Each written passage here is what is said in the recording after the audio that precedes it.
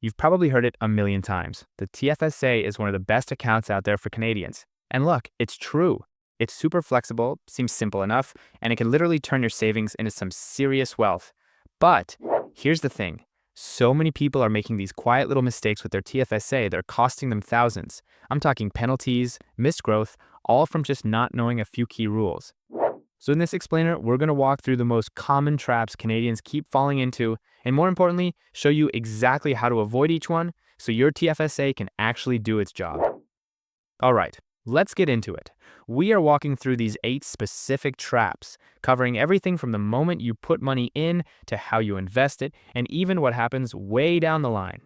Let's kick things off with a really sneaky one that trips people up before they'd even invested a single dollar. And that brings us to mistake number 1, the CRA number trap. This is all about trusting information that looks official but is, well, it's not what you think it is. Okay, so you log into your CRA account. You see that number that says TFSA contribution room available and you think, awesome, I'm good to go, right? Wrong.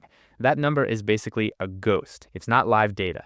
Your bank, they take their sweet time reporting your contributions to the CRA. We're talking weeks, sometimes even months of delay. So you could easily think you have room, make a deposit, and bam, you've over-contributed without even knowing it. And the penalty for this is just brutal. If you overcontribute, the CRA hits you with a 1% penalty per month on the extra amount. That's not a one-time thing. It's a penalty every single month that money sits there. It's a totally avoidable tax. The fix for this, thankfully, it's incredibly simple. Track it yourself. Seriously, a little spreadsheet, a note on your phone, whatever works for you. Just log the date and amount every time you contribute. The key takeaway here is to treat that CRA number as a guideline, not as your real-time balance. Now let's move on to mistake number 2, the withdrawal timing trap. This one feels so innocent, but it catches people all the time. It's what I call the "I thought I was being responsible" mistake. Now here's the detail that most people miss. A great feature of the TFSA is that if you take money out, you get that contribution room back. Fantastic. But the timing is absolutely critical. You only get that room back on January 1st of the next year. Not the next day, not the next week, January 1st. Let's play this out. Say your TFSA is maxed out for the year. An emergency comes up in October and you pull out 10 grand. No problem. Then in November you get a bonus and think, great, I'll put that 10 grand right back in. That seems logical, doesn't it? But no, the TFSA isn't a revolving door. Because you were already maxed out, putting that money back in before January 1st is an over-contribution, and you'll get hit with that 1% monthly penalty. All right, let's talk about mistake number 3, the savings account trap. And honestly, we can blame the name for this one. Calling it a tax-free savings account has tricked half the country into using it like a high-interest piggy bank. Think of it this way. Using your TFSA just to hold cash is like building a state-of-the-art greenhouse and then filling it with classic plants. I mean, sure, it's safe, nothing can go wrong, but also nothing is growing. The whole point, the magic of the TFSA, isn't just about saving tax on a couple of bucks of interest. It's about letting your investments grow completely tax-free. Look, if you're saving for a down payment you need next year, fine, keep it safe in cash. That makes sense. But for long-term goals like retirement, you want to treat this as an investment account. The difference between earning 1% in a savings account versus a potential 5 to 8% in the market, compounded tax-free over decades, is absolutely life-changing. But on the flip side of that coin is mistake number 4, the TFSA casino trap.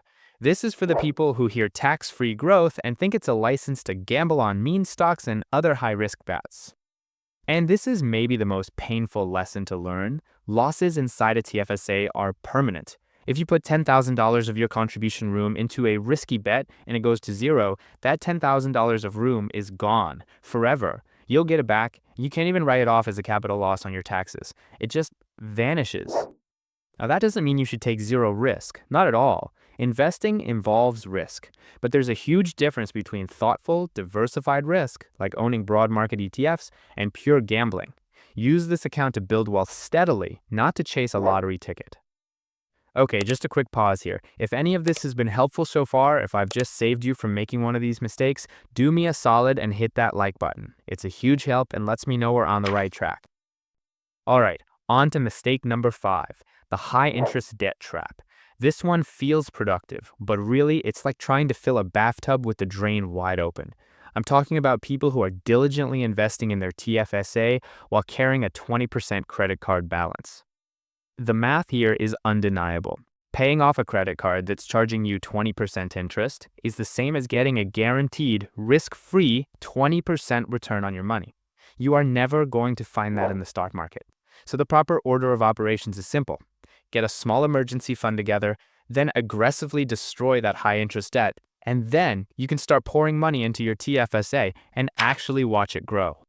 Next up, mistake number 6, the foreign tax trap. This one sounds a little technical, but it's really important if you want to own US or other international stocks. See, the TFSA is tax-free in Canada, but other countries, they don't really care. Here's how it actually works. If you hold a US stock in your TFSA that pays a dividend, the US government is going to withhold 15% of that dividend as tax. You'll never even see it. But here is the critical part.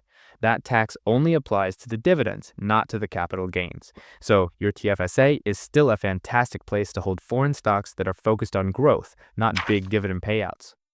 Okay, this next one is one of the most expensive and heartbreaking paperwork mistakes you can make. Mistake number 7 is the beneficiary trap. It's all about what happens to your TFSA after you're done, and it all comes down to 2 little words on a form. If you have a spouse or common law partner, you can name them as either a beneficiary or a successor holder. If you just name them as a beneficiary, when you pass, the TFSA collapses, the money comes out, and it's potentially taxable. But if you name them as a successor holder, your TFSA just seamlessly rolls over into theirs. It merges, staying completely tax-free. This simple checkmark can protect decades of tax-free compounding. So please, go check your forms.